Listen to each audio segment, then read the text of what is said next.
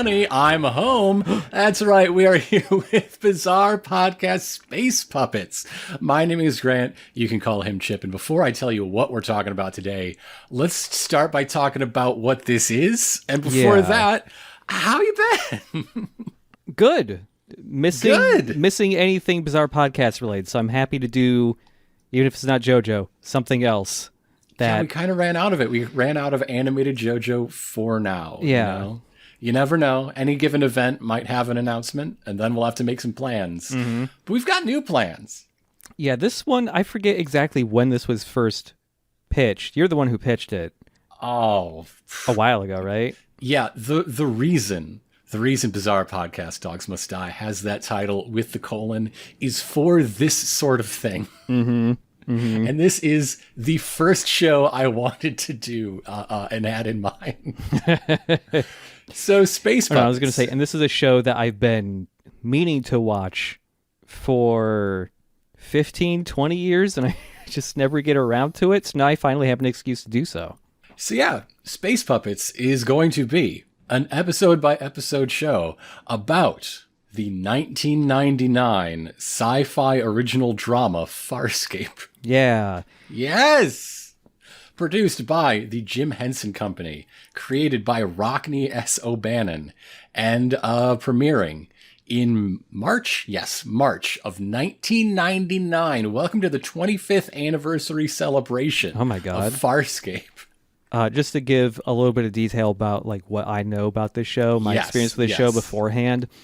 Essentially nothing.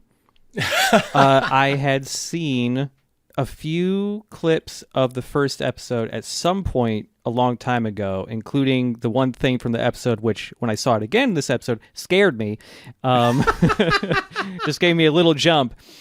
Like, growing up, whenever I would think of Farscape, I would go, wait, which one is that one again? And I would just constantly try to imagine, is it the guys from Farscape or is it the guys from Babylon 5? Which one is which?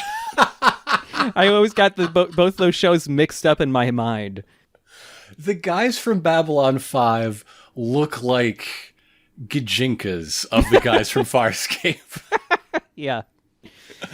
I knew whenever I thought, like, Farscape, is that the other sci-fi show? And I would never get it confused with Stargate, thankfully. I knew Stargate was Stargate, but Babylon 5 and Farscape, never remembered which was which. So, I mean, you could, especially later season Stargate, when they started snatching cast members from Farscape. But, yeah. Mm-hmm. In this episode, we are going to start by talking about Season 1, Episode 1 premiere. Very functional title they gave this one. Yeah, when I brought this episode up, I had to double check because this thing's free to watch everywhere, apparently. It's on Tubi, it's on Pluto, it's on YouTube. You're good. Yeah, and when I just watched it on YouTube because I thought it would be funny to see on the timeline of the episode where people rewatch it the most. It is also, though, for people who want probably the finest home viewing they can, there is a 25th anniversary Blu-ray box coming out for the holidays. Ooh, this year. Yeah. At time of recording, I think the official release date is in like 2 or 3 days. Oh, wow, okay. Just a few days ago, I found out about this Blu-ray box set. I, of course, pre-ordered it for a Christmas present for my dear wife, Elena. Mm-hmm. And that very same day, she's looking at her phone, sees like a post about it from the Jim Henson Company. It says, "Hey, darling, should I get you this for Christmas?" And the face I made... Oh, man. Gave away the game. No surprises under the tree this year. I mean... Well, that one square thing won't be a surprise, at least. I mean, when that happens, I don't see any way you can not give up the game. Yeah. You know, it's just like, well, you got me. So yeah, Farscape. I think, the second Sci-Fi Channel drama that they made for themselves rather than rebroadcasting or picking up later seasons of a show that its original network didn't want anymore, again, like Stargate SG-1. Right. and the first to go more than a single season. What was the previous show then? A single season, 13 episode show called Mission Genesis. I have not heard of this. Original title Deepwater Black. Huh. Yeah, no. I don't recognize anyone. Cool.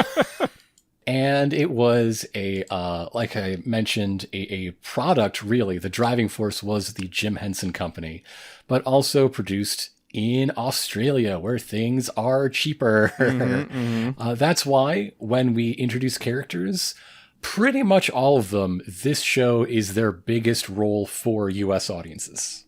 Yeah, this is like, especially Claudia Black. This is just like, oh yeah, this show. Yeah. Or Babylon 5, whichever one it is in my head currently.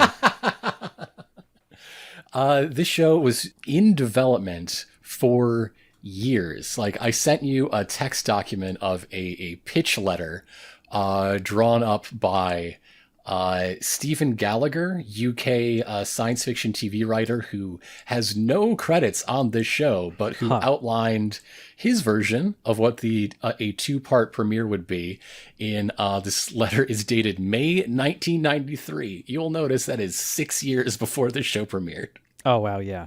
And there's a lot of fun stuff in there. I found this long letter and outline really interesting. We'll be going back to it from time to time.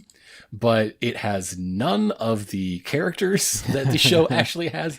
None of the like granular plot events, even though there's a lot of like important stuff in here that lasts to the end. None of the nouns. There's no nouns in common. I do want to say, this is just a very old text file. So when you open it up on a modern computer with a very large resolution, it just fills your screen with text. Yes. And, I haven't really read this too much or anything yet, but I do like that my eyes immediately gravitated to like 5 paragraphs down and just saw the parenthetical. The dolphin's his apprentice. There's no dolphin in this show. Damn it. Okay. All right. I have a conspiracy theory. Uh-huh.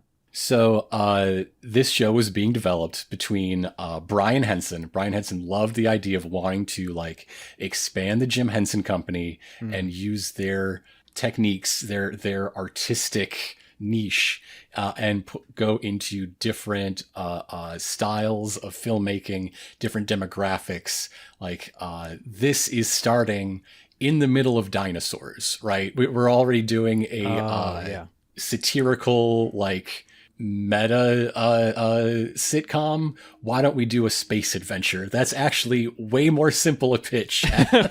Yeah. And so he was working with Rockne S. O'Bannon, the involved writer who did write the episode we're going to talk about today, and who, in the years in between, must have seen this document, gets contacted by Amblin Television, and they say, hey, Steven Spielberg would like to make a show about the ocean. Can you write a show Bible and a premiere for us? Yeah. I think maybe he stole Darwin for Sequest from this pitch. I think Stephen Gallagher has reason to be upset. Yeah. I mean, the instant I just saw the dolphin's his apprentice. Yeah. I was like, oh, Darwin. I gasp. I think maybe Stephen Gallagher of 11th Hour fame is maybe the secret creator of Darwin from Sequest DSV.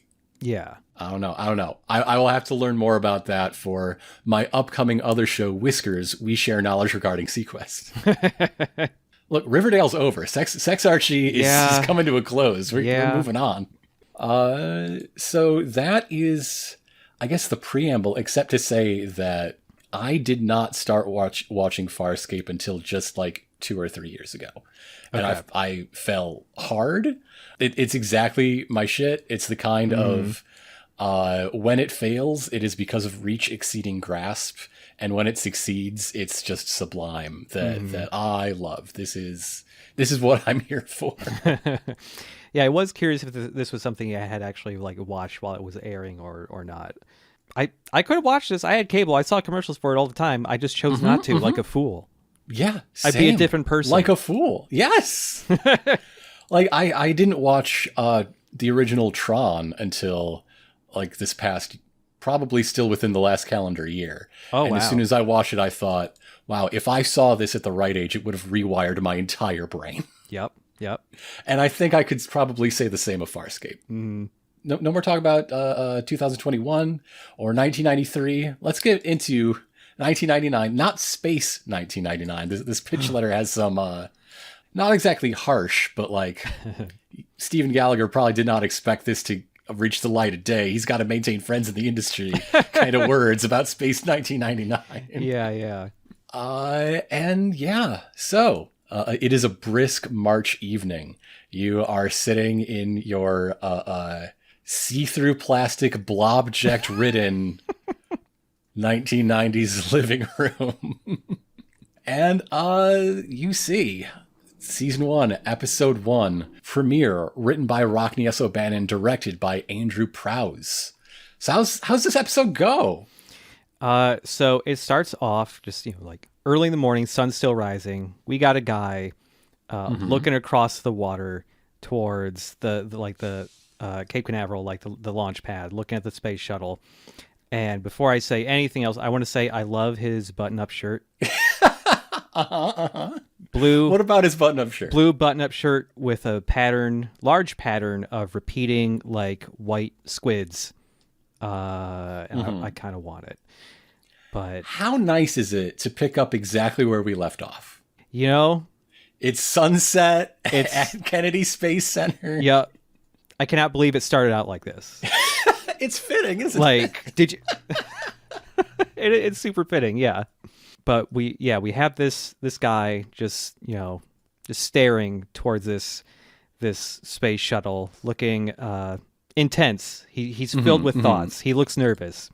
Cut straight to him walking in to prepare for this experiment, suiting up to be in the space shuttle, and he's in the middle of talking with his friend DK, someone else who works there, clearly, who is the most 1999 or maybe 2001 looking man I've seen in a while. Man's sideburns. I wrote in my notes just sideburns. Yeah, and the hair. Yeah, it's like, what if Justin Timberlake didn't have the like frosted tips, basically? He's got one singular teeny tiny little earring. Like, I was marveling at him for a little bit and then had to go back 30 seconds to actually pay attention to what he was saying, because it was just like, holy shit. But yes, these two are childhood friends. We got John Crichton here, our protagonist, suiting up, worried about the status of, like, hey, how's everything looking for the launch?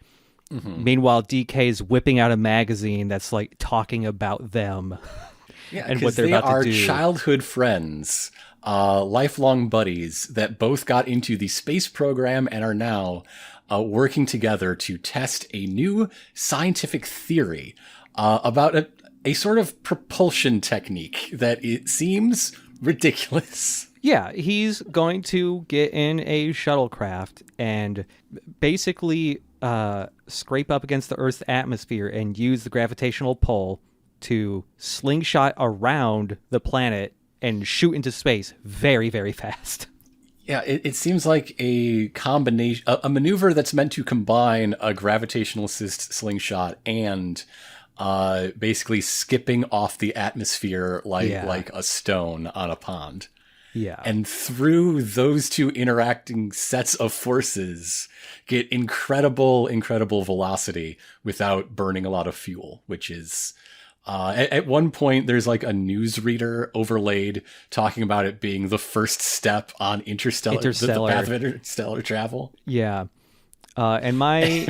they don't know how right they are. My immediate worry when they start describing like how this is going to work, what this experiment is, okay, say this works and he does shoot very fast. How fast is he going to go? How much distance does he travel? How does he get back? How does he get back? What a question. What a question. We might spend 4 years answering that question. Oh, man. Maybe more, maybe less. Yeah. I don't know. But it's not just his childhood friend DK. Apparently, everyone involved in this mission is someone John Crichton personally knows. Yeah. I mean, by now, right, they would. They've been working together, but that's not exactly what I mean. Yeah, because as John is talking to DK, like, hey, let's stop talking about the news coverage about us. I am nervous in the way I have been nervous about other major life events in the past, and I'm freaked out. I'm freaking out. Mm-hmm, mm-hmm. And yeah, this is when John's dad, Jack, comes in. Also, former astronaut, like American hero. What do we think of Pappy Crichton here? When he came in, I thought that looks like a football coach. He looks like He looks like a Remember the Titans high school football coach. You know, like that type of guy. Mm-hmm, I mean, he's just wearing a sports jacket with like a lanyard that just makes him look like a football coach, man. He's played by Kent McCord, who is one of the non-Australian actors in this show. Okay, yeah. And I mean, we don't see a lot of Jack in this episode, but I mean, he seems like an all right guy to me.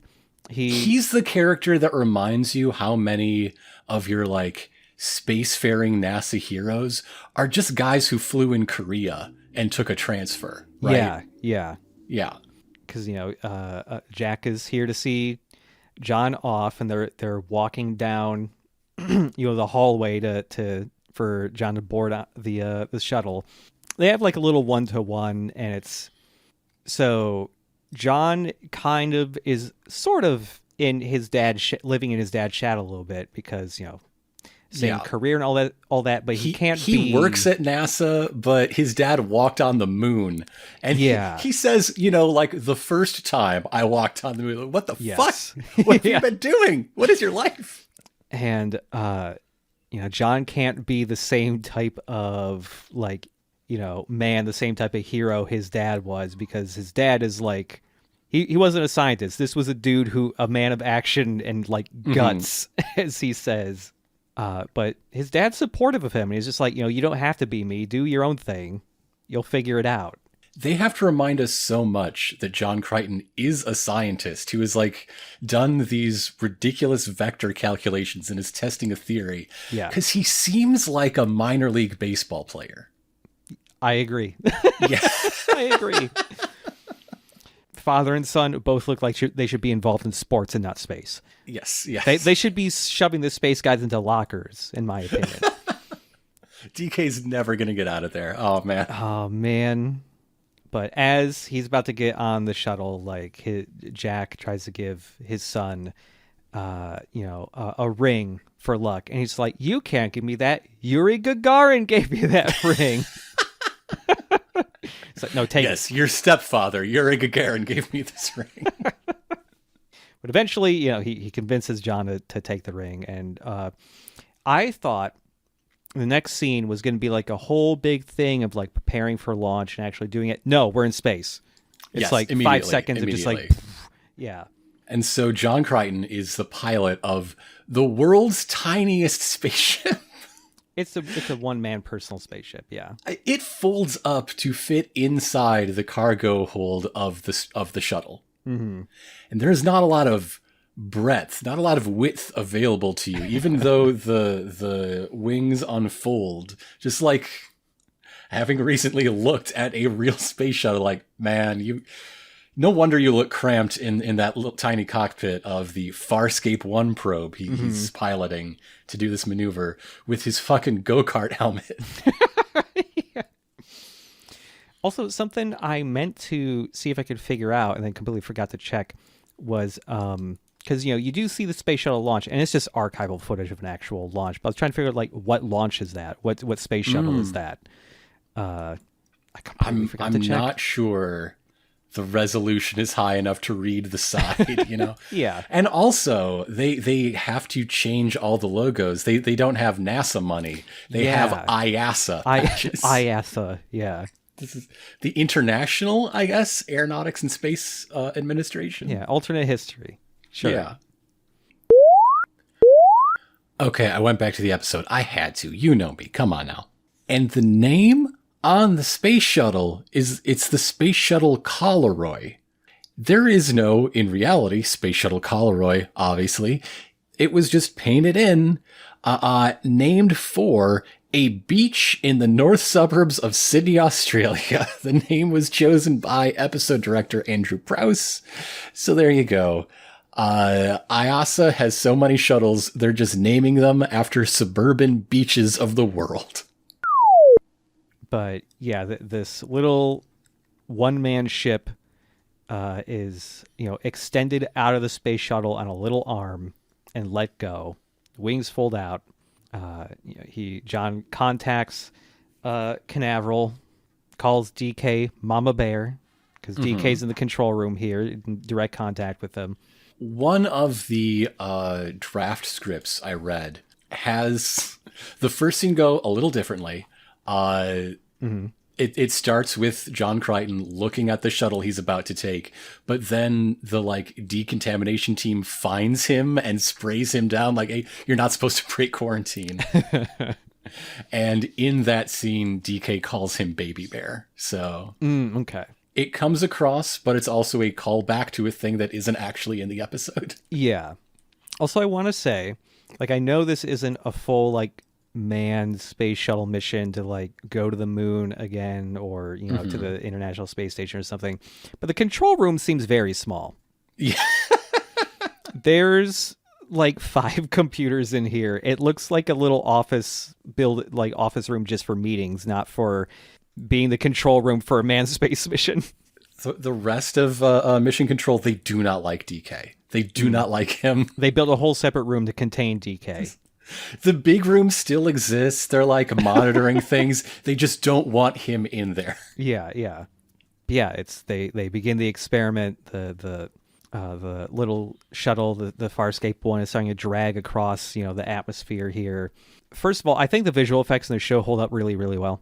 I think a lot of the show looks really good. I think the shot of the Farscape 1 hitting the atmosphere and the camera shaking looks really funny because the ship is shaking in different directions in rate from the background, and it kind of looks like they had animation cells of the spaceship and someone was just holding it with their hand and shaking it in front of a camera or something. A classic technique. Yeah.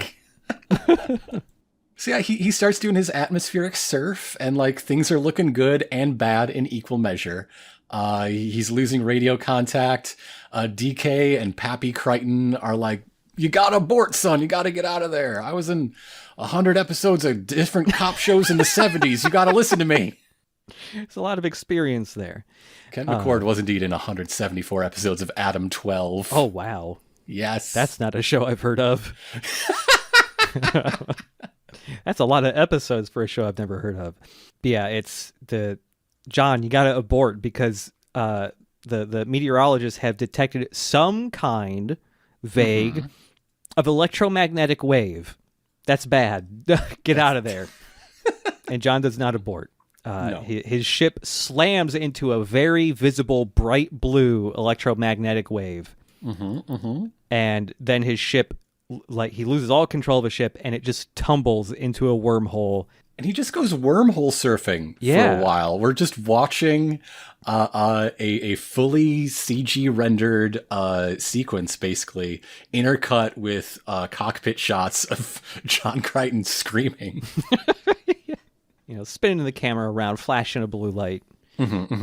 Eventually emerges from the other end of this wormhole. And, doing pretty good, honestly. A little shaken, but the ship is 100% fine. He's a little sweaty. Yeah. For flying through a wormhole and going unbelievably fast, also dealing with that pretty well, it was just woo, that was a ride.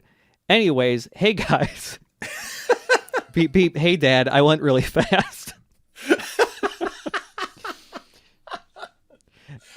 But no one's there. There's no dad to tell beep, beep to.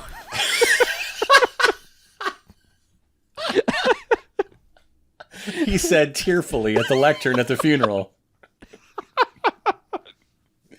Because he's not where he thinks he is. Yeah. Eventually, he looks up from his control panel, and what does he see? What does he see out in the great wide expanse? I can't say expanse. Naren Shankar hasn't joined the producers yet. It's really good that the wormhole exited out right here and not, say, 300 feet in any other direction, because he would have been teleported inside of an asteroid. And he would be dead. But instead, his view is just completely blocked by, space debris and asteroids and stuff. And once they part a little bit, whoosh, 3 different little other space shuttles fly by. Classic fighter ships. Yeah, right? Fighter ships. Yeah. Definitely evil looking. They're like spiky, very pointy, spiky 3-pronged ships. Yeah. And then we get the credits. It's our first look at the credit sequence. What do you think of this theme song? What do you think of the ladies warbling? I'm fine with it because it completely conveys to me this is the Sci-Fi Channel in 1999. And it's your classic hero shots of our main cast interspersed with tantalizing bits of action and motion of the first 8 or so episodes, right? Whatever had been filmed by the time they cut all this together. Yeah, and we kind of have an additional little effect of there's a vignette overlaid over all the footage that is just alien math and writing just kind of floating by.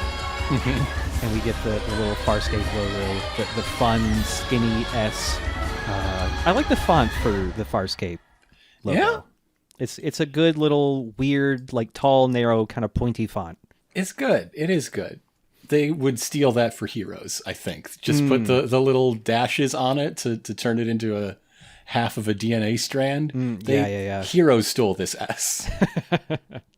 Yeah, once we're back in the show, these little fighter ships are flying around again, and John is just kind of floating in space, just looking, because what the fuck is this? Mm-hmm. And one of the fighter ships whips around the back of this asteroid behind John, and then just barely clips one of John's wings, and then tumbles out of control and slams into an asteroid and dies. He has no idea what's happened, where he is, what's going on. He has killed a man. It's a very humiliating death for the man in that spaceship, and that's going to be very important, it turns out. This guy died in the dumbest way possible. And you don't even, it's really easy to see that and not even notice it because it's immediately after the credits end. Yeah. And John Crichton does not fucking care. He does not notice. His attention is elsewhere through the windshield. Yeah, because there's a significantly larger spaceship right in front of him, about 10,000 times bigger than any of these little fighter ships. Massive. It's veiny. Yeah, it's 3-lobed basically. Yeah, and it's there's not a single straight line on the ship. It's all curves and rounded. Imagine a manta ray. Look at a manta ray in your head, top down. Now, imagine if instead of the flaps, the fins going straight east and west, they were scimitar curved all the way back so that the ends nearly touched the stinger tail. Yeah, that's pretty good description. Basically this massive ship looked down from above. Yeah. And it's just kind of kind of copper colored. Sort of. Yeah. But yeah, John is just staring ahead of the ship as he is slowly sucked in and pulled into a docking bay of the ship. And he can't really do anything. He's just being pulled in. So his reaction just is mostly just staring confusedly and going, "Oh my God." Oh my God. And on the inside, he comes to rest, and what manner of creature would greet him in this alien, in the belly of this alien beast? It's our first little animatronic or little puppet guy we got. It's an alien version of a Roomba or a scrubbing bubble. But it's got little robot eye stalks. It's really cute. This has been, I guess, a sort of point of contention, of controversy, but the entire prop team swears up and down on a stack of Bibles these are not made or molded from bicycle helmets. However, I'm looking at him right now, and I'm going to people pause. do not believe them. I have to look at this guy in greater detail. Now that you've said that. I believe them because, like, the shape is like, yeah, that thing looks like a bicycle helmet painted yellow, but, like, it's a little too rounded off rectangle to be a bicycle helmet. Yeah. Yeah. It's pretty similar, but I don't think it is one. Yeah. But, yeah, they're just little guys who roll around and, in this case, are checking out whatever the net dragged in.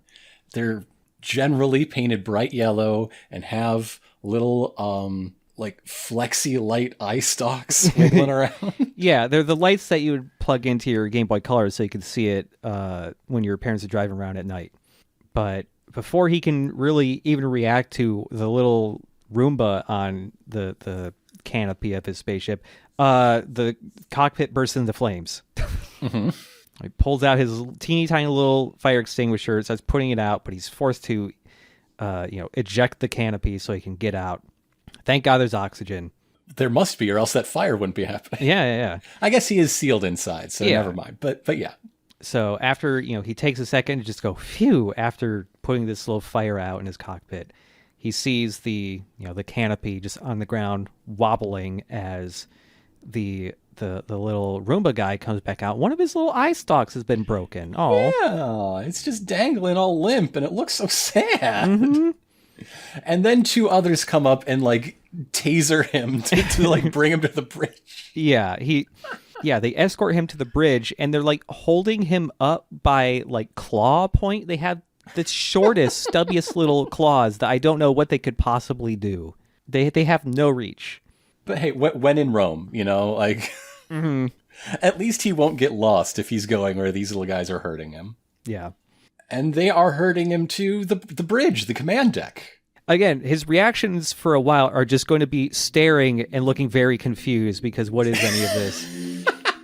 Because at first, yes, he sees two humanoids, but they are not humans. We have... Emphasis on the oid. They are something else. Yeah, we got a red guy and a blue lady.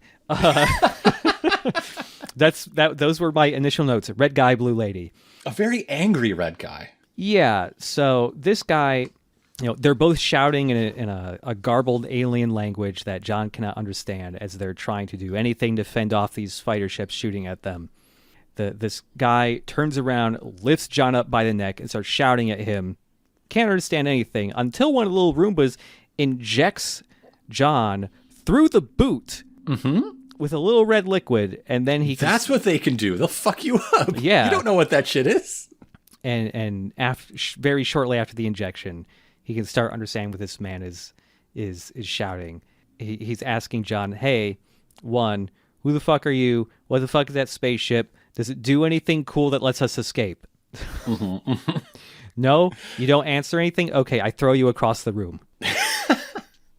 So John figures out that, like, pretty quickly, the only reason they snagged him was as a Hail Mary, basically, like, what is that thing? I don't know. Maybe it's useful. Hey, are you useful? I'm going to throw you across the room now. Yeah. And yeah, so to kind of describe both these people a bit more, the guy here, kind of just a full red suit with a big, wide open chest. Mm-hmm. With like chest piercings, not nipple piercings, clavicle chest piercings. meat piercing, like clavicle piercings. They're big metal rings sticking out Peck pretty piercings. far. Yeah, like I have no idea about this guy's race and or anything yet. I've only seen the first episode, but when I saw those, I thought those were not like willing piercings, but rather something to do with like him being a prisoner. Like you connect chains to those or something. I don't know. Very tall guy. He has hair, but also he most of his head is just like bald scalp. And mixed in with the hair and his beard is his head just extends into long like skin dreads. I wrote in my notes, hair tentacles like knuckles. And he is red, so except they seem to be more skin than hair. Yes. Yeah. Including the big one that is his chin, his very floppy chin. Yes, I also wrote chin beard tentacle. That's tattooed. I like that. We'll eventually get like introductions to these people and their names, but that's not what's on the table right now because we're in the middle of an action scene. Mm-hmm. And I love that John's introduction to these people isn't like, hey, who are you? Well, what's your name? Oh, well, I can at least give you that. But, they're screaming and trying to not die, and they do not care about this monkey man. Yeah, you don't get their names for a while because there's no time to say anyone's names. Yeah, John's useless. Hey, we're trying to make the ship go. And so they contact the pilot who I think is named Pilot for now. Correct. Yes. Yeah. And he's in like a completely different area of the ship. This feels like it's deep in the ship, just a weird. He's huge cavern, basically. Yeah, this guy feels like a 1950s telephone operator, just like connecting other things into other things, while suspended over a bottomless pit. Yeah. This guy's extremely fun. I like his look. I like this very large puppet animatronic guy. Up to a dozen people would be manipulating Pilot at once. Anywhere between 5 and 12, depending on the shot they were trying to get. Wow. Because I was going to say, he moves real good, and I really appreciate the level of detail in his lip flaps. They aren't particularly accurate, but they look great. And that's all that matters. There's a lot of expression in the face. Pilot has, I don't know if we've seen it yet, particularly, but many, many limbs. Oh, yes. When they need to be used. And this giant shell head, like a really unique and fun silhouette. Yeah. And, Pilot is just saying, hey, can't do shit with the ship, can't make it move because it has a control collar on it. And when he first said that, I thought he meant like programming or there's something like in the ship's hardware or something. No, there's a physical gigantic collar on the exterior of the ship clamped down on it that keeps it from going. It's like it was booted, basically. Yeah. And so the red guy here, pissed off, trying to do anything to help. So he just rips off the top of the control panel and starts tearing cables out. And then the pilot says, don't fucking do that. Hey. And he refers to the cables as synapses. Mm-hmm. And I already thought the ship looked a little organic, and so this like that immediately keyed me in, like, oh, there might be something, a part of the ship might be alive, maybe. And at the same time, all these cables getting ripped out, we get another little man zooming into frame. Tell me about this little man. Tell me about this little man who I noted down as Weasel Goblin before we learn his name. That's a pretty apt description of him. But he's a little, like, gray skin, kind of mucusy little guy with sparse hair on top of his head, but a thin little long mustache, big lips, and he's dressed pretty nicely. Mm-hmm. He's wearing some fine looking clothes for a weird little guy such as this, and he doesn't walk in; he flies in on a little hover chair. Yeah, he's got the Yoda chair. He's got the episode 2 Yoda chair. Yeah, Yoda chair. Farscape got kicked out of their studio that they filmed the first season in because it was taken over for episode 2, actually. Oh, wow. Episode 2 also filmed in Australia. They moved into another studio facility like down the street. It's fine. Yeah. It's fine. Yeah. I'm not entirely sure, but I think this guy has 6 arms. He's got enough. He's got a lot of hands, arms. It seems. Yeah. You could call him handsy, sure.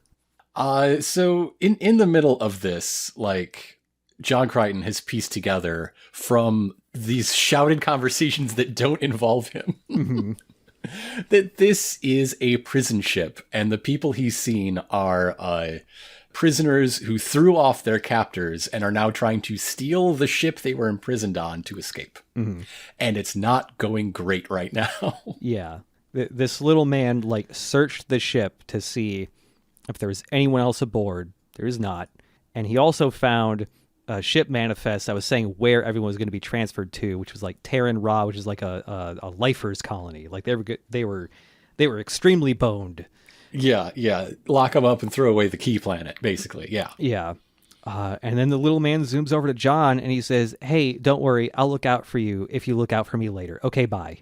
And he just leaves. Meanwhile, Blue Lady's touching buttons very quickly. Very fast. While praying. Yeah. And first, I had to rewind to double check because, yeah, she closes her eyes and starts like chanting or praying out loud. You see, like, through the view screen on the ship, 3 ships fly by and there's a big blue explosion. And first, I thought she had prayed and caused one of the fighter jets to explode with her mind. No. I believe that blue explosion is just fire from their own ships hitting the big ship. Yeah. But I went, wait, did she blow that? Okay, no. It's not that type of praying. No, just wait until the next time she gets an episode about her in the like rotating focus of the ensemble. You never know. You never know. Mm-hmm. But yeah, shortly after she starts praying, finally something good happens for them. Because she's been hitting all these different buttons, just trying to make something good happen. Mm-hmm. And the other guy just tearing cables out, and something causes the control collar to finally just release. And as the bolts come off of this collar that is bolted into the skin of this ship, they're jettisoned off and look like Patriot missiles. They're so big. Yes. Yeah, the collar just comes apart in like multiple different chunks. It's really sad. I like the just the visuals of it coming off like that. And so the controller collar is finally off. They can finally try to escape. This is when the pilot calls the ship Moya. Mm-hmm. Like it's got a name. Yeah, most ships do. But like when he said it, I immediately felt like he was referring to the ship as like an individual and not just like the USS Moya or something. Pilot, prepare for immediate starbursts. Moya has been restrained so long. She's a Leviathan. Yeah. We also learn here that this is a Leviathan class ship. Leviathans have one thing they can do when they're under attack. Yeah. And so they go to they have to prepare for starburst, which looks way cooler than going warp, I gotta say. But yeah, the 3 little like prongs on the Leviathan, kind of like spread out so that like this energy can arc between all 3 points until the ship gets like enveloped in a bright blue glow that allows it to pass through like a very small personal sized wormhole, basically. Mm-hmm. Now, I will just say, I want to like follow you along as the new viewer. But it is important that starburst is distinct from wormholes. Okay. It's not terribly visually dissimilar. Yeah. And from the way it looks, and they wind up in a completely different part of space and don't really know where they are, sure feels like a wormhole. Yeah. But it will be important to many characters in the show that starburst and wormholes are not the same thing. Okay, gotcha. Good to know. Despite their clear similarities. Yeah. Yes, after they're able to starburst, they vanish there somewhere else. And this is when we finally get our first actual real look at who these other ships assaulting the Leviathan are. Yeah. Because the fighters return back to like this big armada. There's a bunch of other command carrier. They call it. Well, there's a lot of ships, but the big one is the command carrier. Yeah, there's a bunch of other like Leviathan ships there, but yes, the camera's focusing on the command carrier, all with their command collars still bolted in. Mm-hmm. And we go to like the command deck of the carrier, which I wrote in my notes that this bridge looks like the set for a 2000 game show. I said Westwood Studios FMV cutscene. Yeah, it could be that. There's a little wing commander in here for measure. Yeah, wing commander for sure. But there's visually no doubt that everyone here is very bad and evil. We're wearing tight-fitting, slick, all black outfits. Don't forget the red highlights and red piping. The red piping, and the commander walks in here. This is Crace. Mm-hmm. And I wrote down alternate universe, also evil Steven Seagal. Because of the ponytail? Is it because of the ponytail? The slicked back, shiny black hair with the ponytail and the goatee, yes. Yeah. But there's a woman here reporting to him on the status of the battle. It's like, hey, Leviathan escaped. That's real bad.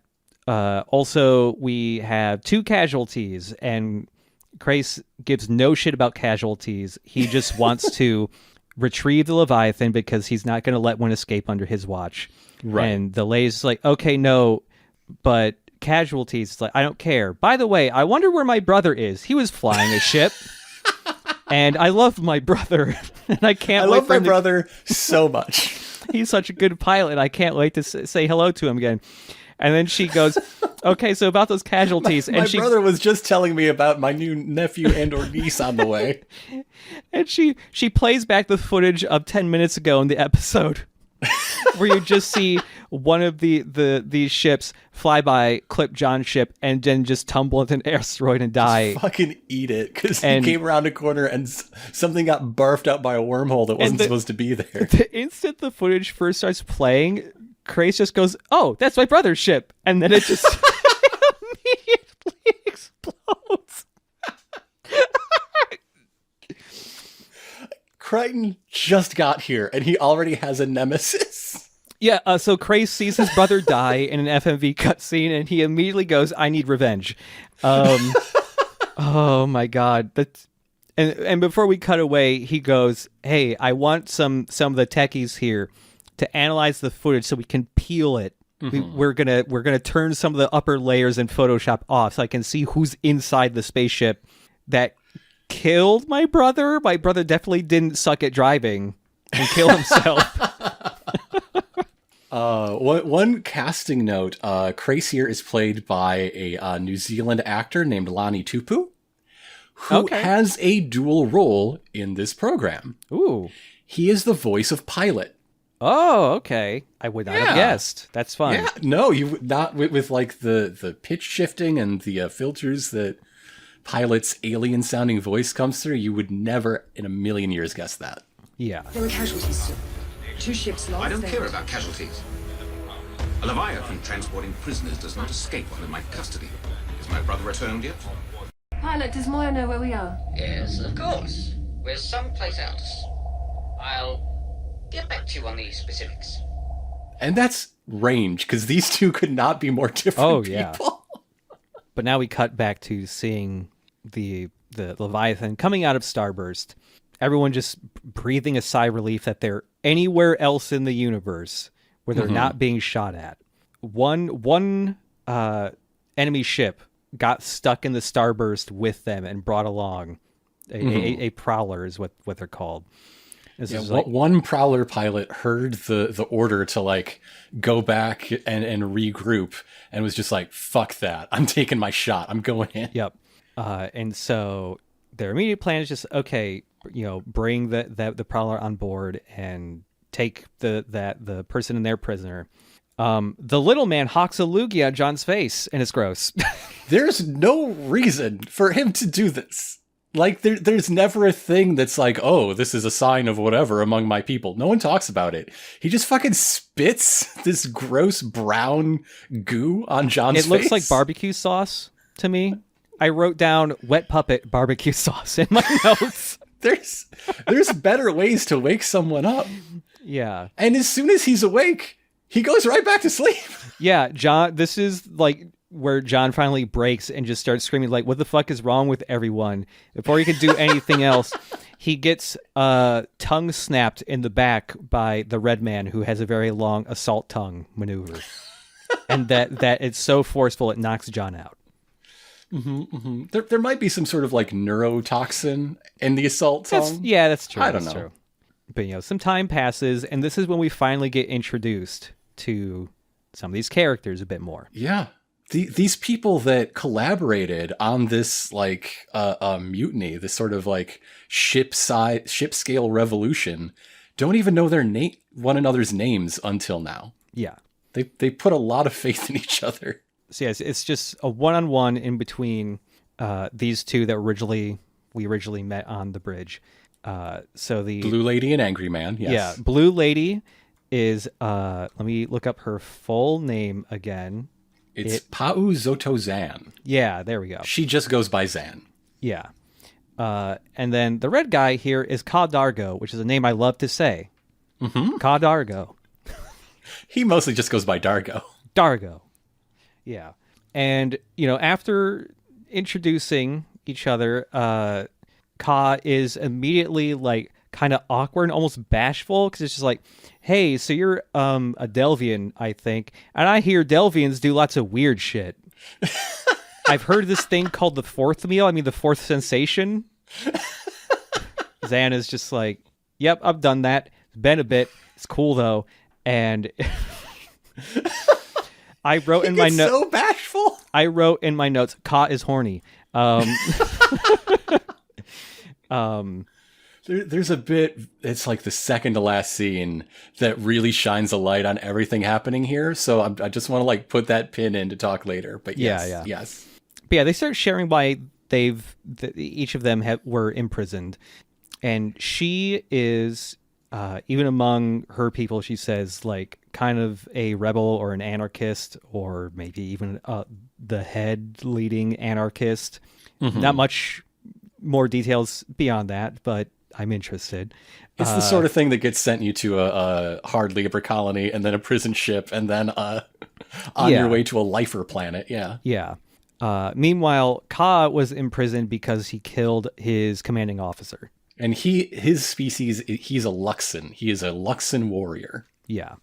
He sounds extremely tore up when he, says, what he had done. And so Zan puts her hand on top of his, and they just start sharing like, hey, where, or rather she asks him like, how old are you? 30 cycles. She's amused by this, like, oh, this guy's like a baby. And she's like, no, I've been in 2 whole battle campaigns. And he really emphasizes the 2, like that's a lot. And she's like, that's nice, dear.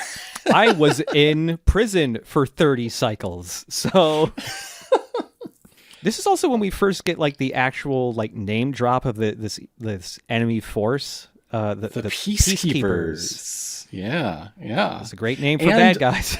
I think we skimmed over it, but it is worth pointing out explicitly. They're human looking. Yes, the Peacekeepers are just guys. No one else we will ever see in this episode is human looking, but the people on Earth in the like prologue and Peacekeepers. Yep. Everyone else is some sort of... Zan here is just full body face paint, bald cap, blue woman. While we've talked about Dargo's like facial prosthetics, and some people are full puppets, and some people are... we're going to get to a crowd scene later where everybody's basically wearing various alien helmets. Yes, yeah. But the idea is there's something recognizably not human under there. Yeah.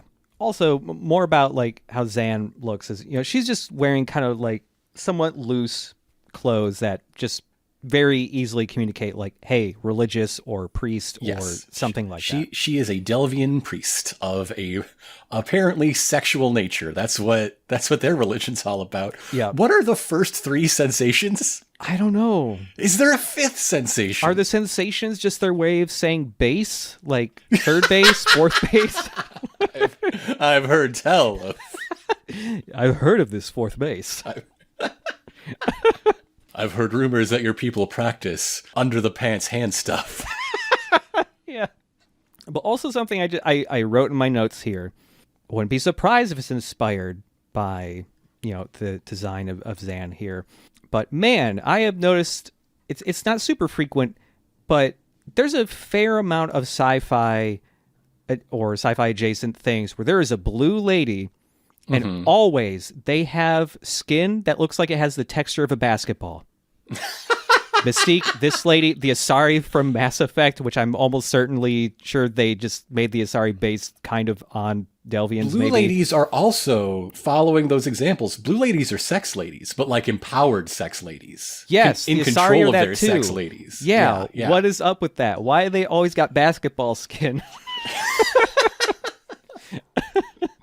I love this bit where they like find out that they were held at the same like labor camp. Yeah. And like opposite ends of it, like Dargo was down in the mines and watched everyone around him die, while Zan was doing some, I don't know, administrative forced labor. Yeah, it was like the Peacekeeper IntelliLin interface, whatever that is. I guess translator. I guess. Maybe? Yeah? Forced concierge? I don't know. But also that, like, we have this decently long scene of these two just, like, chilling while our swashbuckling human viewpoint hero man is fucking passed out like 80 feet in the other direction. Yeah, I wrote in my notes that I really appreciate that it was just the two of them, and also that they basically got along almost right away. It's just like, that's nice. As soon as there's nothing to scream about, as soon as no one's shooting at them, they have a nice little moment. Yeah, I really like that. Anyhow, Crichton wakes up nude and then starts yelling at the Weasel Goblin. Yeah, the Weasel Goblin's right outside a cell he's being held in, and he's just pushing lots of buttons on the wall. There's like a little console or like locker thing there he's trying to break into. It is a fun little comedy moment. This show's pretty funny, where as Crichton wakes up, he has so many questions he cannot ask them. Yeah. He has no idea where to start until he notices he's nude, and the first thing he actually says is, "Where are my clothes? Yeah. Why am I naked?" Yeah. And in response to John asking the little weasel man, like, "Hey, why'd you take my clothes off?" His answer is, "I'm Rigel the 16th. I don't have to answer you." Dominar over 600 billion. Yeah. And he goes back to pressing buttons. But no, Rigel does keep talking to him because he has to make the record clear that he was falsely imprisoned. Yes. His cousin usurped him while he was asleep. Some manner of palace intrigue got him sent into a... Yeah. I wrote in my notes, I can't wait to see more of this type of guy. In what type of guy? Do you mean hand puppet guy? Do you mean like haughty person brought low? More of Rigel's race. I want to see more of them. Okay. More Hynerians? I don't know if that word gets dropped, but it does one. Actually. Yeah, Hynerian. Okay. But yeah, John's immediately like, okay, well, that's cool. I don't want to hurt anybody. I'm scared. Can you let me out? I'm scared. And Rigel just, well, we don't know you at all, so we have to keep you in here just like we have to keep that other person in. Which is when John Crichton notices he's not alone in his room. So he got stripped for examination. They got to check out what's going on with this guy. Meanwhile, the Peacekeeper prisoner is fully in their flight suit with their helmet, like blackout visor. Yeah. There's a double standard here. Yeah.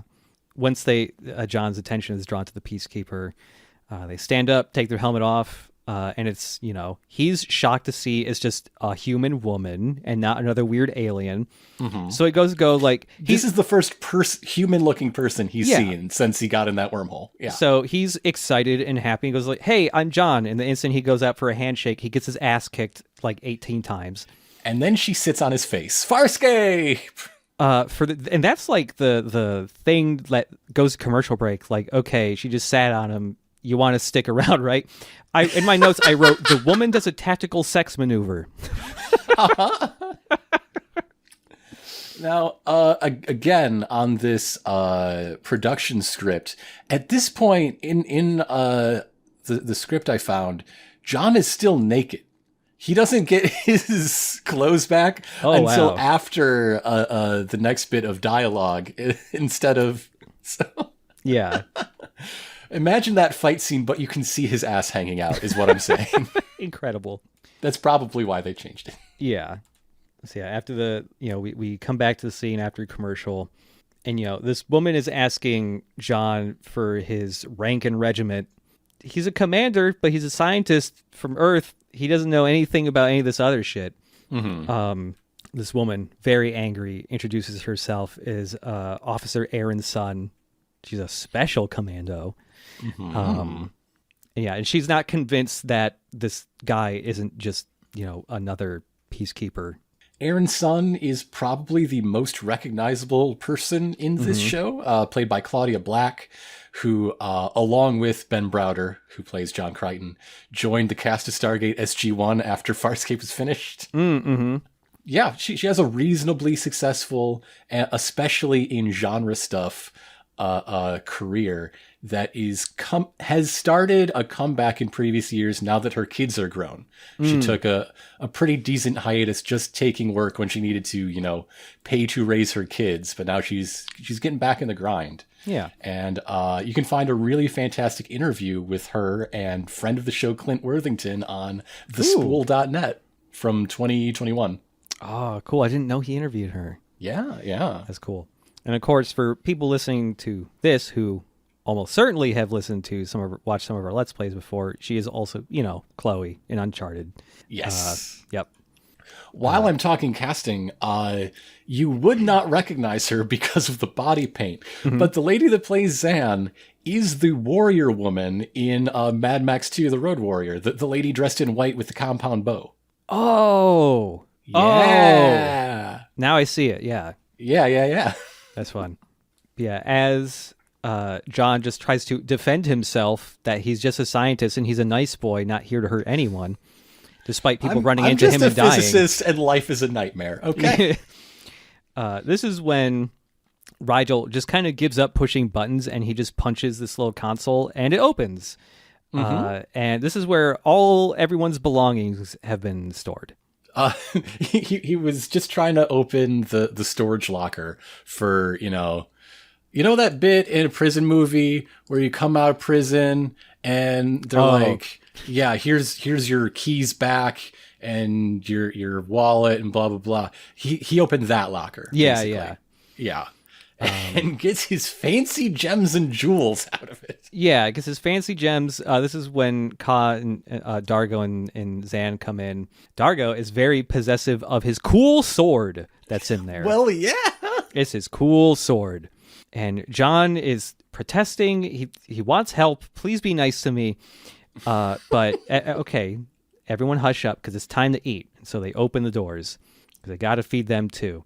And John's like worried. Like, what are we going to eat? And Dargo does an extremely funny little head tilt and little smile. Like, and this is that little moment of Dargo smiling like that is the most replayed moment of this episode on YouTube.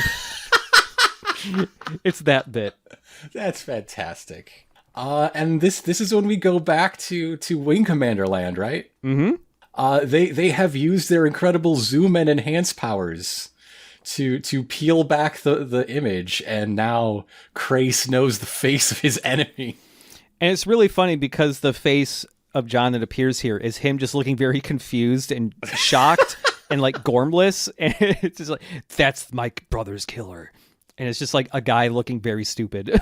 Like, John Crichton, I don't think I'm spoiling much to say, he will become a bit of an action man. He will become a swaggerful, spacefaring hero. But I love how much is just like, you can see a spark of that, but it's buried under the most confused man alive. Yeah. He would like to go home. Yeah. And like when they pull up the image of John, the woman that's been assisting Krace this whole time, remarks, "Oh, he's Sebastian." Mm-hmm. And they think he's one of them. They think he's like a deserter, I guess. Yeah. And so Krace, now having the face of his brother's quote unquote murderer, orders this woman to command like the rear battle carrier or whatever, like, hey, take control of the armada. We're breaking off and going after this guy on our own. Mm-hmm. We have to get revenge now. So back on Moya, John's like, hey, where the fuck am I? In like space terms. Like he's listing off, a bunch of names we have for, the Milky Way galaxy and all this stuff. They don't know shit what the fuck he's talking about. So he kind of gives up on that thread. Mm-hmm. Just starts asking questions about the ship he's in instead. Which, start small and work your way out. He's got an analytical mind. It's one of the little sparks I was talking about. Yeah. And, so Zan answers him and confirms what my suspicion was when I was first watching this, which is like, yeah, the ship is like a living ship. It's biomechanic. Mm-hmm. Keep on going towards, the cafeteria where they're going to eat. And this is where Dargo is like getting in an argument with Pilot because, hey, you ripped out a lot of wires or synapses of this living ship, and it bled a lot. It bled out. That shit was important. We needed that. And so it can't go fast anymore. We can barely reach Hatch 2. Oh, no. John and Sun and Rigel are all eating. And I had to pause and look at what they're eating because they're just eating like food cubes. You gotta have a cube. If you're in space, you gotta have a cube. But it's like a whole little pile of food cubes, and they're green, and they look gummy. Mm-hmm. And I wrote in my notes that they look like they had the consistency of Airheads candy. Like they look like green apple flavored too. And I just wrote, I want to eat one. They look good to me, honestly. If you get enough green apple Airheads and you just like fold the strips and press them into a cube. Yeah, mold them. You can have the full Farscape experience. Oh my God. Just have a little man spit on your face. Get online. Your ass kicked while naked. Yeah. Going online to find a guy to do this. Oh my God. Our first bodily fluids are either the goo leaking out of the synapses or Rigel spitting for no defined reason on John Crichton's face. Yeah. I'm instituting a segment. We're on bodily fluid watch for the rest of Space Puppets. Just you wait. Just you wait. All the prisoners are trying to figure out what to do, how to fix the ship and all this. And John and Sun are just kind of, talking quietly to each other. Like, hey, what do I do? What do we do? Is there a we available here? And Sun is just saying like, hey, you should eat now because who knows when we'll eat again. And then she conceals her weird little alien fork in her sleeve. But hey, good news. We're coming up on a commerce planet. Yay! I love a commerce planet. Planet Walmart. And Rigel's excited to buy soap and syrup to make the food cubes taste better. And Dargo goes, shut the fuck up. We're buying juice for our ship. That's it. We need ship blood so bad. Rigel's trying to argue that hey, I'm useful. Don't be mean to me. Because he's the one who bribed guards and stuff to get codes to release Zane and guards that are surely dead now, right? Yeah. Dargo must have killed all these people. Without his cool sword even, damn. Without even his cool sword. And so before they go down to this planet, they're interrogating Sun hey, do peacekeepers hang out on this planet? Do you know? Look at John. Do you know? No, you don't know shit. Okay. Dargo, I gotta find the line. Dargo calls John Crichton some kind of higher brain function deficient. Yes. How he escaped the genetic sieving process, I do not know. Yeah. Is this a galaxy-wide thing, or is this a Sebastian peacekeeper thing he knows about? There's something that Sun says later that made me think it was a peacekeeper thing, yeah. Okay, yeah. And then meanwhile, Rigel farts. And everyone's voice gets squeaky because he farts helium. Yes. Only when he's scared or angry. This is the second most watched moment on YouTube, I'll have you know. Just barely beaten out by Dargo making a cute face. He's got such a cute face. Yeah. His weird little nose flap. Mm-hmm. Love it. Love that nose flap thing. Yeah, they're entering orbit of the commerce planet. But before we get down there, it is important to note that Dargo prevents Aaron from pocketing that space fork. Yep. Grabs it right away. She gets caught. Yeah. And she's just like, womp womp, oh well. Eats another airhead. Can't fault me for trying, whatever. Yeah. Yep. So we see a little, smaller ship launched from the Leviathan flying down to this planet, down to this city. And then we immediately cut to the scariest puppet I've seen in my life. This guy who's scary as teeth. This guy who's all teeth is scary as fuck is appraising the ring that Rigel has. This is a tradesman who's the scariest thing alive. He's a fucking great looking puppet though. I love him. Some sort of barter spider? Yes. He's got like mandibles that are just ringed with like 3,000 teeth, and he's got multiple like thin, spindly insect arms, and Rigel is just going like, this ring's pretty good. Like, I don't know if you know about Hurley Stone, but it's really good. And then the hideous teeth man just hisses very loudly and just says like, hey, I'll give you 20 barrels of fluid for it. And Rigel tries to barter, and the horrible man hisses more, and he still keeps trying to push for more barrels of shit blood. And we just cut away from that. It's a very funny little gag scene with the world's scariest puppet. So back up on the ship, like, John's thinking about wormholes. He's finally had a moment to sit down and think, yep, that weird blue light was probably me surfing a wormhole. I think I'm going to need to find another one to get home. And Aaron the whole time is just trying to find any way to escape from the cell. And by the way, the gate to the cell isn't just like normal bars. It's like if you had a 20-foot tall baby gate. Yeah. But also, there continue to be no straight lines on Moya. Yeah. There's a lot of straight lines on the bridge of the command carrier. Yes. Just to lay that out, yeah. Mm-hmm. She's getting nowhere with this gate, and this is when Janya just kind of whistles and like coyly pulls out the fork from his sleeve. Womp. He did it. He's a dashing rogue. One day he will be a dashing rogue. Yeah. And so, we hard cut. They've escaped from the cell. They're walking down a hallway that's very round and like cavernous looking, and it's just the it's not walls. It's like tons of shiny golden pipes.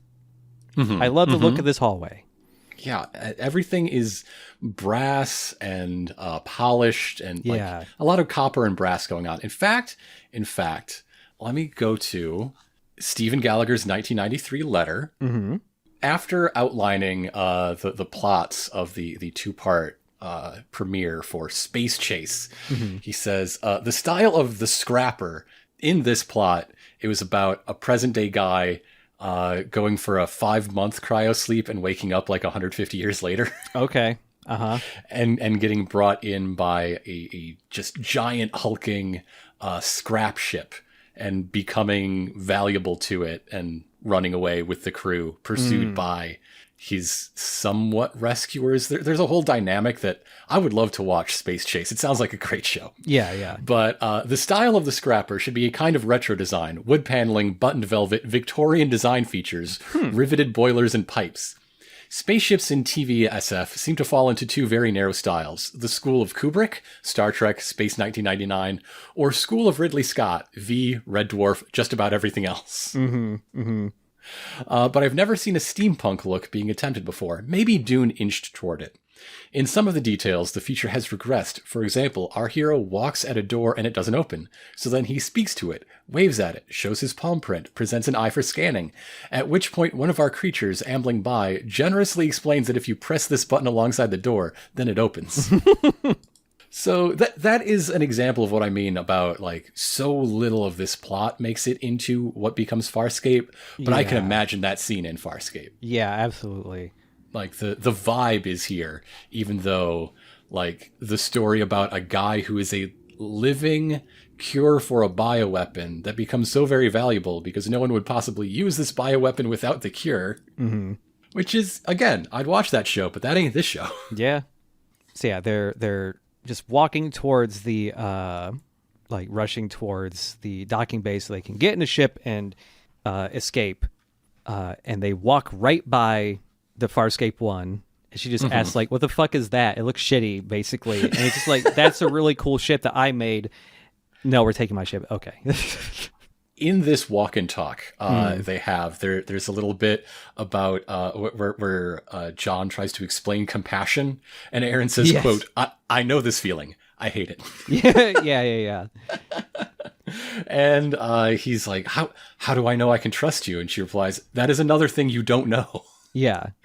Right out the gate, she gets killer lines. I love her delivery. Claudia Black is great in the show. She's the best. Yeah, I immediately really liked her in the show. And I once she's out of like the full Peacekeeper gear and she's just like in the black jacket and stuff, Like her outfit. It looks cool. Yes. But yeah, they hop in her ship, the Prowler, go down to the planet, and as they do that, the command carrier gets a signal from her ship. Yeah, she's immediately like radioing her status. She's a good soldier after all. Mm-hmm. And so now they immediately know where they need to head to. And we cut back to the surface of the planet where they have landed, and we get to see so many extras. This is John's first exposure to alien society, and it's a big moment for him. This is important. He's just taking it in and letting it wash over him. And for once, he's not freaking out. He's like acclimated in the shallow end for long enough that he can take a big step and appreciate it. Mm-hmm. I love John Crichton. And also, like, when I first saw this shot of, like where they landed, you can see a whole bunch of barrels, like metal barrels with flames in them. I was like, oh, is it like lots of really poor people huddling for warmth? No, people are cooking over these flaming barrels. It's a barbecue night. Yeah, there's like big woks or something over these. I love that they use that like visual shorthand for, oh, this is a dangerous place, and turn it into like there's a reason for it. Yeah, it's functional. It might seem dangerous, but it actually is a block party, is what it is. Mm-hmm. In my notes, I remarked that I thought this part of the show looked really good. Like the sets look great, and there's a couple times where you see like combination of like CG and matte paintings for the further like cityscapes and ships flying by and all that, and it looks really good. Both like art direction and just, I don't know, visual quality is still quite nice, honestly. One of the goals that Brian Henson had with the show, and part of it that I think is why he's still so very fond of it these 25 years later, you corner him and ask him about it, he'll say, oh yeah, we'd love to get a movie going. We'd love to fund some webisodes. I'm just still making calls trying to find funding. Oh, wow. Okay. Yeah. Is because like, the like adage of like good, fast, or cheap, pick two, right? Yeah. He wanted a vehicle to prove you don't have to pick. We can do all three, baby. We're the Jim Henson studio. We can fucking do anything. And so there are cases where reality steps in, and there are cases like this where he fucking did it, though. Like, sometimes that studio is just that good. Yeah. We cut to different part where we see both Zane and Dargo walking around. They're kind of, trying to not draw any attention, just get what they need quickly and leave. And you can very briefly see in the background that Rigel is still bartering with the hideous teeth alien puppet. He needs that soap. Okay. All right. 27 barrels and some fucking soap. My skin. But this is when Dargo pulls Zane aside and goes like, hey, okay, so both the Peacekeeper and the other guy have escaped, and the ship they left in is like very clearly sending a signal to Krace and the Peacekeepers, and they're coming here, and so we have to go right now. And so back from the other two's perspective, our human-looking people's perspective, up flies that little shuttle, and it looks like all three of our ex-prisoners are off to make their escape without them. Yep. Or do they? Also, I just want to point out there's one specific like extra in the background that you can see a couple of times I really like, and it's the lady covered in spikes with the long claw hands carrying a normal umbrella. She rules. I love her design. The umbrella is just a perfect piece of form and function. Like, there's no improving on the umbrella anywhere in the universe. Yeah, and then another man walks by her who's a man comprised mostly of tubes all over his body. He's fun. Yeah, he's great. But yeah, you see that little ship going back up to the Leviathan, and it's like, aw, shit. And then Dargo appears with his sword. His cool sword. So he tries to, an escaped prisoner, is trying to claim his own prisoners. And in doing that, they're like, hey, maybe you shouldn't. Hey, maybe you should look behind you. And he's like, no, you think I'd fool for that shit? And Krace is behind him like, yeah, maybe you should, though. Yep. Krace, flanked by, I don't know, 8 peacekeepers or more.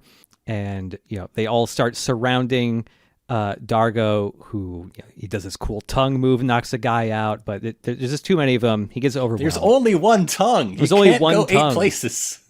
So Aaron, walks back over to Crace and just like, okay, cool. I'm back on my side with all the guys I like to be with. And so it's just Crace confronting John one-on-one. Mm-hmm. Just going like, hey, you fucking killed my brother, you piece of shit. And he's like, what? When did I do that? What are you talking about? I just got here. And Aaron very briefly tries to tell Crace like, oh, he's from a planet called Erp. Or something like that. And Crace is like, what the fuck do you mean Erp? What's an Erp? What is Erp? But Crace is just right before, commanding some of the peacekeepers to, cuff John. Like, hey, I'm going to figure out what a human is. I'm going to take you up into my ship and then we're going to dissect you and it's going to be really cool and you'll be dead. Great. Yeah, vivisection seems to be a pretty good punishment for brother murder, at least in Crace's book. Yeah. And, as John is getting handcuffed and as well as Dargo being held up at gunpoint also, Aaron actually tries to defend John a little bit. He's too stupid to intentionally do a murder. This was an accident. He's far too cowardly to try to engage in battle. Yeah. And so this makes Crace immediately go, how long were you hanging out with this dude who says he's a human and therefore must be some type of alien? Sounds like too much. That seems bad. We have laws about hanging out with aliens we don't know. Yeah, and they're not the law is you get a gold star. That's not what the law says. Yeah, it's hey, if you have exceeded the parameters of how long you can be around unknown life forms, we kill you. You're dead. Mm-hmm. The 3 of them, Dargo, John, and Aaron, are all handcuffed. They're getting shook down by these 2 masked and helmeted foot soldiers, right? Mm-hmm. And the soldiers get distracted by Yuri Gagarin's lucky puzzle ring. That ring, it's a puzzle ring. Yeah. Oh, and right before that, we do cut inside the Leviathan very briefly just to see that Rigel and Zane are on the ship. And they're just like, where the fuck is everyone else? Oh, and Rigel's eating goop. He's putting lots of goop in his mouth, just barehanded, scooping goop in his little mouth. He's refilling his barbecue sauce reserves. But yes, John easily tricks these 2, frankly, very stupid peacekeepers that, this ring is actually some type of puzzle. And, one of the other guards what does he refer to it as? Like a field resourcefulness exercise? Yes, field resourcefulness exercise. I love how consistent this is with Aaron and this guy. Whether you're smart or you're stupid, you only have the military as a frame of reference. Yeah.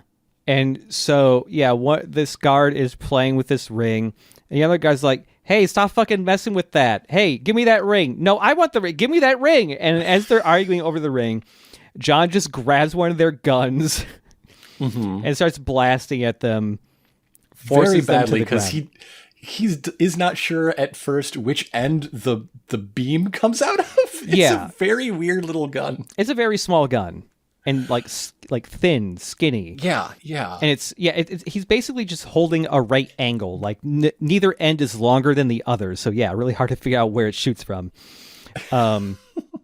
He forces them to the ground, holds them up, has them throw him the keys to the cuffs. But the cuffs are designed in such a way that one cannot unlock oneself even if one has the keys. Yeah. So now we are set in a test of trust. Mm-hmm. Who gives the keys to whom? So John gives Dargo the keys. And Dargo at first tries to unlock himself and say, screw you two. I'm gone. But it doesn't work for his fingers either. Yep. So he has to unlock John. Now he's like, okay, John, unlock me. And John's like, I will, where no one is going anywhere unless you also take Aaron with us. We're not leaving her here. We're taking her with us. We got to unlock her as well. And she says, no, don't do that. I don't want to. Yeah, and John's just like, okay, but you're going to die, though. You've hung out with me for too long. And this is a line I mentioned earlier that made me think, okay, maybe it's just peacekeepers who do like this genetic sieving stuff. Because she mentions, like, even after he says, you're going to die, she says, like, it's my duty and my breeding since birth. It's what I am. Which made me think, like, okay. And what does John say to her? You could be more. Yeah, you could be more. Yes. And the instant he said you could be more, I could hear lots of fan fictions being written right away. Keyboards just clacking away. Yeah, but imagine if he said that to Dargo, though. Oh my God, double that. But yes, right after that, we cut to the Prowler landing back in the Leviathan. And it's like, okay, cool. Dargo's back. Yay. Also, the other two weirdos are with him. What? Oh, we don't want... What? We don't want these people. We don't want this shit. Dargo walks in with them and is just like, I will explain later. Demands they break orbit. They've got to go. They got a motor. The command carrier is coming up. They have some measure of distance, and they're like, okay, how close before is dangerous? And Pilot says, I don't fucking know. They don't tell me what their guns do. And everybody looks at Aaron. Yeah, and she, brief pause, sigh, okay, tells him exactly like the firing range of the frag cannons or whatever. And so John has the great idea, why don't we just go starburst again? That was cool. But no. Moya, too sleepy. The ship is tired. The ship is tired. And so he pulls out a pen that he's still got on him and asks for paper. He asks for paper, and everyone looks at him like, what the fuck is paper? And so he has to just get down on his knees and start writing math out on the ground because he's going to employ his theory from the start of the episode. Yes. And like he is crunching the numbers. He's trying to run through things. He's shouting to the like intercom interface with Pilot to be like, okay, can you fly this route? And Pilot's like, no, we're too fucked up for me to also fly. Even I don't have that many hands. Yeah. So he calls for manual control, like, all right, Dargo, you got it. And Dargo's like, I can't fly this thing. I don't know. Nobody wants to like have a hand on the ball in this insane suicide play. Yeah. And then the big ergonomic trackball joystick pops up for Aaron's son. Yeah. During this part, you see both like a holographic like image as well as an actual full frontal view of the command carrier. And when you see it from this perspective, it just looks so much like a plane, like a World War II bomber or something. Yeah, it's got biplane wings. It's got double-decker wings, basically. Yeah.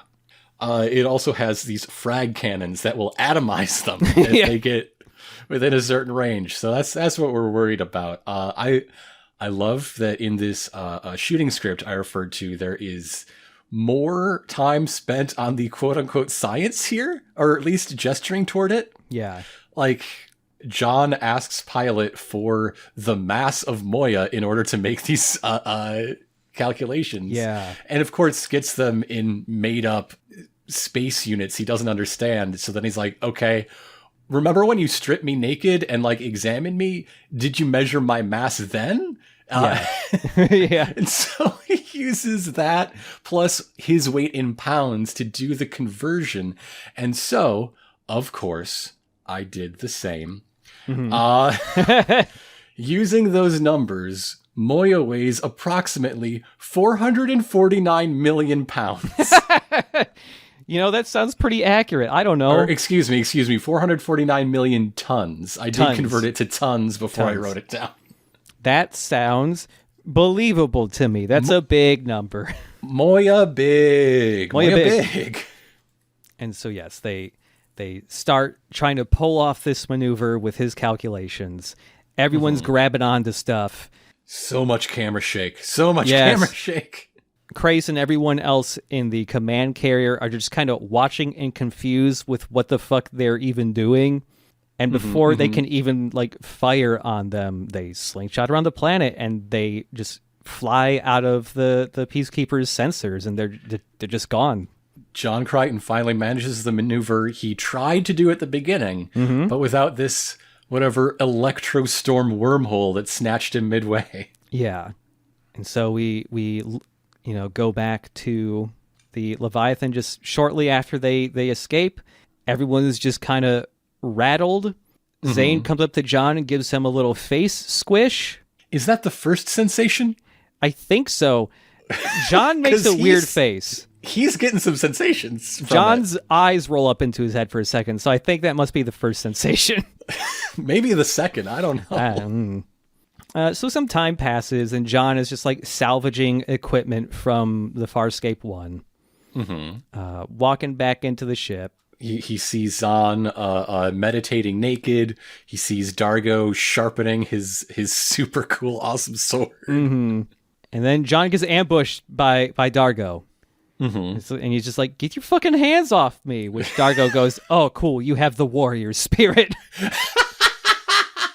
And then immediately grabs him, slams him up against the wall, like puts his sword up to John's like chin. I will say that Dargo is not a Klingon. No, I will say that they're not entirely clear on the differences in, say, the first half of this season. Yeah, like you absolutely get Klingon like warrior race vibes from him, but I could tell even from the first episode that they're not they're not family. Going. Yeah, it's in the family, but they're not going to go for exactly that. I can already pick up some vibes just from how Dargo is written, and Dargo's basically threatening him and saying, "Hey, you're fucking weird. I don't really know much about you. Thanks for helping earlier, but if you do anything that threatens my freedom, I'm going to chop you in half with my sword." And then he leaves. So I'm going to pick out that pin I put in something earlier. In this confrontation, he mentions he spent, quote, 8 degrading cycles on this ship. Yeah. He spent enough time in those forced labor mines to watch everyone around him die. Plus 8 cycles on the ship. He's 30 cycles old. Ka Dargo has never lived as a free adult until this day. Wow. Okay. Yeah. And I think like piecing that together is something that I would remind people to keep in note of for what's really going on under the surface of Ka Dargo. Okay. Yeah. Interesting. Also, how old is he when he's doing these 2 like battle tours? Yeah, wait a second. What's with the Luxon Child Soldier Brigade? After Dargo leaves, Aaron's son was watching all this, kind of peeping through a hole in the architecture. There's no straight lines on Moya. Nope. And just saying like, hey, like Luxons are pretty brutal guys. You know, you probably could have done better and be safer than you are right now if you had cooperated with the peacekeepers. I don't buy that, but okay. I buy she believes it. Yeah, absolutely. Yeah. And she's basically just telling him like, hey, if you want to stay alive, you have to be really careful about what friends you choose. Like who you choose to work with. And John's like, hey, don't sweat it. I just talked with that hologram thing because I don't think he even knows Pilot's a real person in a different part of the ship. Yeah. At this point. And it said, we're in the uncharted zone. You got no jurisdiction. And Aaron's son just looks at him like, you killed his brother. You think he fucking cares? Yeah. Really? Yeah. We're going to hide in the lawless West? That sounds safe to you? And so after she leaves, the little Rupa that got his little eye stalk broken is crawling along the table, slowly clamping his little clamper. And John just addresses it like it's a little frightened pet or something. Yeah. Like, scoot on over here, little guy. He pulls out a cassette recorder to start recording a message for his dad. In case he can ever communicate with his dad again. And he just pulls out like some electrical tape or something and just starts taping up the little eye stalk. And this whole like closing monologue is about him like, yeah, I did it. I tested my theory and it worked. It feels great. And it's paying off a lot of the pre-title stuff about like finding his own way, and it even ends on a callback, like the way Crichton Sr. talked about nerves was like, you got rattlers in your stomach. Yeah.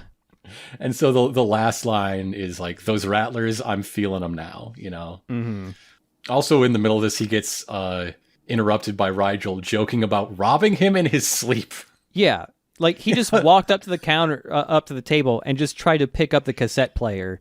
And John's like, what the fuck are you doing? It's like, well, it could be worth something. Yeah, and it's mine. And also when Rigel's just like saying like, hey, I'm going to rob you in your sleep, he does the funniest little face as he slides out of frame. It's really good. What a good friend. What a healthy relationships we have on Moya. Just a smug little face as he zooms off.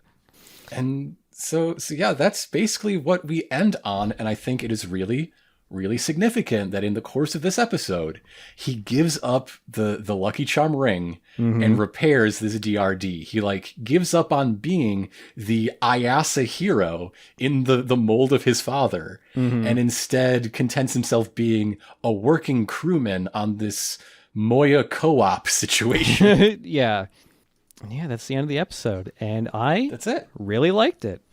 Yeah, it's a really solid premiere, I think. It's a fantastic first episode. It does all the things, right? Here's the situation, here's the characters, here's how they relate to one another, some backstory hints. Why'd you kill your commanding officer, Dargo? What's that beef about? What's going on? What's there? the whole leading anarchist thing? That's weird. What's that all about? Yeah. Yeah.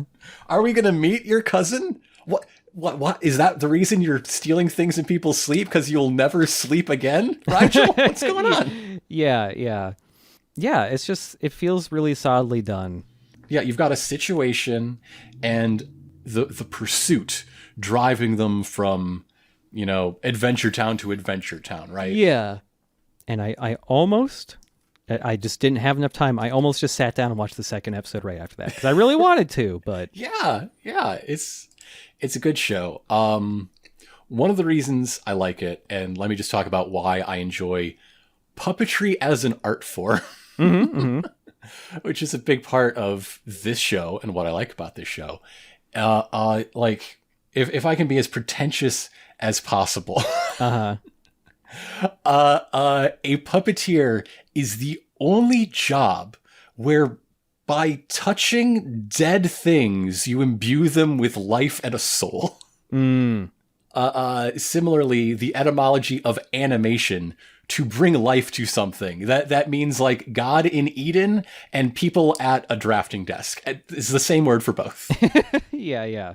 Especially in this world of generative imagery algorithms and the current like party line, why should I look at something if no one took the time to draw it? Right. The farthest opposite end of that is I built this in a workshop and I passed it to a different artist who sticks their arm in there and makes every part of it move. It's all of it is tactile and real, and with the intentional care and the happy accidents both that come with that. Watching older movies, especially like sci-fi and horror stuff where you see animatronics and puppets a whole lot, I always just feel a little like, oh, I wish more things would still do this. Like, I don't give a fuck that it's not the most realistic thing or not. Its lip flaps aren't exactly right. The physical puppet I can connect with more, Yeah. And there are the advantages of like having a real tangible object for an actor to act against and react to. Like, just the feeling in the room is different. Yeah.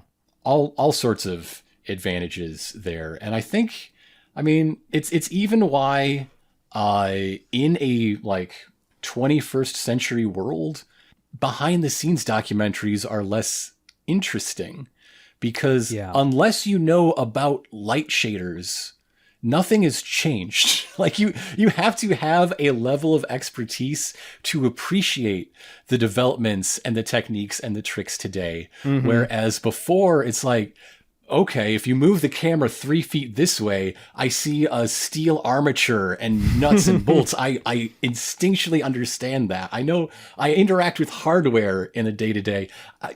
I don't know the difference between subsurface scattering in 2008 versus 2020. Yeah. I just don't. Yes, absolutely. I trust they're there. That is art too, but it's not an art I personally, and I think there are a whole lot of people like me, can articulate. Yeah, all you can really think is, this looks better. Yeah. And also, there's so much CG and VFX used everywhere that it's just like, I don't know if I would say there's fatigue for it, but it's just like, I don't know the last time I saw anything like that and was wowed. Part of that is because of like, how horrible the movie industry is and everything. And, absolutely. And how crunched VFX workers are and how they never have the proper amount of time to do anything. And that's why you should watch non-Hollywood stuff like Mad God. But that is, again, not... if there's any computer imagery in Mad God, it is marginal. That is a stop-motion film. But I had not heard of this movie, and I just saw the first 3 seconds of the trailer, and I want to watch it real bad. You want some wet puppets. Want some wet puppets. Oh my God. Yeah, I'm putting this on the list right now. Holy crap. Yeah, and especially when it comes to like long-running TV shows, I want the puppets. Give me the puppets. Give me the puppets. Yeah, I'm really looking forward to watching more of this. And honestly, I'm already sad to hear there's only 4 seasons. 88 episodes, and then a 2-part miniseries true finale that followed the 4th season. I didn't know that. Okay. Built from ideas that would have been the 5th season. It's a whole thing. This show, every year, was on the brink of a cancellation. Every year. It's expensive. It's so expensive they had to film it the other side of the world to cut costs. Yeah, I was wondering, like, what the premiere cost to make. Like, in comparison with, say, the premiere of a Star Trek series like DS9 or something. I mean, pilots always get more money because pilots are how you sell it to a lot of people, right? Including the initial audience. But the standard rate for the first season was $1 million an episode. Okay. For a science fiction, nobody but 2 people are actual humans, like all special effects. That's an insane number. Yeah. Okay, it looks like Star Trek Deep Space Nine budget was about $2 million per episode. Wow. TNG was $1.3 million. They filmed that in California, so. Yeah. I think it is clear to say that this is in the mold set by TNG, but by 1999, that mold is breaking down, and it is time to bust out of it. I feel like yes, there are so many season 1 episodes in particular that are that TNG episode, but with a Farscape twist. And eventually we'll get into no other show would have done this. This is a Farscape-ass Farscape episode. Oh, that's cool. Yeah. It's also fun, like, starting to watch this now, because I'm also in the middle of rewatching Deep Space Nine for the first time in like a decade or something. So it's fun having 2 very different flavors. I don't know.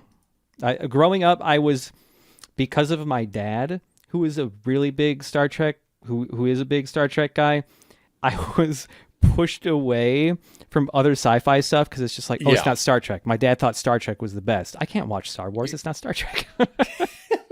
Why that watered down knockoff? Yeah. I want the good shit.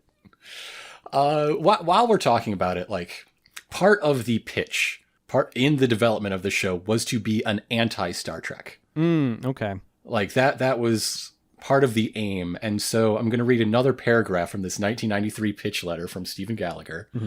Quote, "I've a theory that in all the forms of imaginative genre fiction, SF, fantasy, horror, popular success lies not in the wild and outre, but in the narrow zone where the familiar and strange rub up against one another. I found it interesting while working on the show to learn to learn that the highest ratings for Doctor Who were earned by stories set in a background of Earth's history. Sidebar, Stephen Gallagher wrote 2 Fifth Doctor serials. Okay. Back to the quote. The imaginative appeal of the Terminator lay not in the fact of him being a killer robot, lots of those in the genre ghetto, but in him being a killer robot in the here and now. Think of Quatermass and the Pit without its post-war atmosphere and the London Underground. In a show like Space Chase, we're giving up the possibility of a familiar setting, and so we really have to concentrate on our sense of familiarity into the characters. This seems to me to be where Star Trek The Next Generation and Deep Space Nine are falling down. The settings are strange and remote, and so are the people. Again, just so people don't throw rocks and sticks at poor Stephen Gallagher, he wrote this in 1993. Take a look at when your favorite Deep Space Nine episodes and when your rebuttal examples are coming from. Please be nice to the old man. Yeah, the no In the Pale Moonlight happened yet. Like, so yeah, there you have an example of that in some of the earliest thoughts of what this show would eventually turn out to be. Mm-hmm. Now, something I'm curious about is episode 2 Exodus from Genesis or IET? Because I'm seeing conflicting things. So there are 2 possible watch orders. We are going to be following the intended by the producers order, which is not the air date order. Sci-Fi Channel, though this was, again, their second original show, but had a plan that, like, okay, here's the order you do your episodes in. If you want to build an audience, you put your action episode here, you put your comedy one here, you put your land on a alien world episode here. We've got the formula. Here's how you do it. So we're going to be watching the episode the production team wanted you to watch in, where the interactions between our core cast make more sense and follow from week to week. Cool. Rather than these like, if you look at them side by side, things get real popcorny. Like, how does this order follow logically? Yeah. So our next episode, for the show, we're going to try to do more than one at a time. We only did one now because it is, there's a lot to do in a first episode. We learned that from Dogs Must Die. Oh, yeah. So for our second episode, we will be watching in this order, IET and then Exodus from Genesis. Okay, cool. I mapped out a 12 episode first season that most of the time we're talking will be 2 episodes. The exceptions are when I'm planning ahead to not split apart a 2-parter. Okay, gotcha. For now, for next time, IET and Exodus from Genesis. And if you want to listen to the next 11 episodes, the rest of this show, beyond season premieres, is going to be for donors to the Chip and Ironicus Patreon. Yep. Donors at any level, at any amount. This is, I guess, our premium show. Yeah. However, it doesn't have to be behind those doors forever.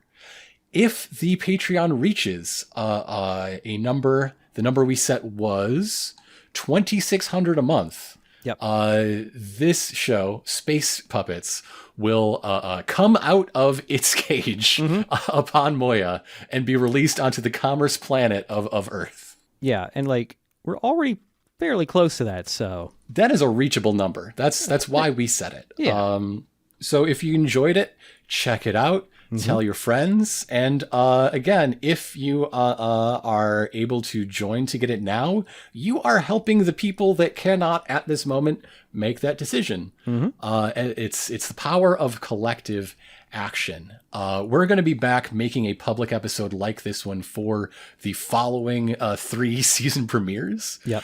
So there will always be a little taster, a little sampler, and a little check-in on what Crichton and Co. have been up to this calendar year. But if you want the real show, it is, at least until we hit that 2,600 goal, it's going to be at the Chip and Ironicus Patreon. Again, patreon.com/ChipandIronicus. And yeah, I'm excited to watch more of this. Yeah. Next time, IET and Exodus from Genesis. Again, in that order. Okay. I'm glad Google's giving me the right order, too. But yeah, until then. What do we... How do we sign off? There isn't a meme. There isn't a meme yet, so what happens? What happens now? How do we turn this off? I guess we spit on someone. Yeah, I was also thinking the spit thing. Find a random man and spit on him. That ends the podcast.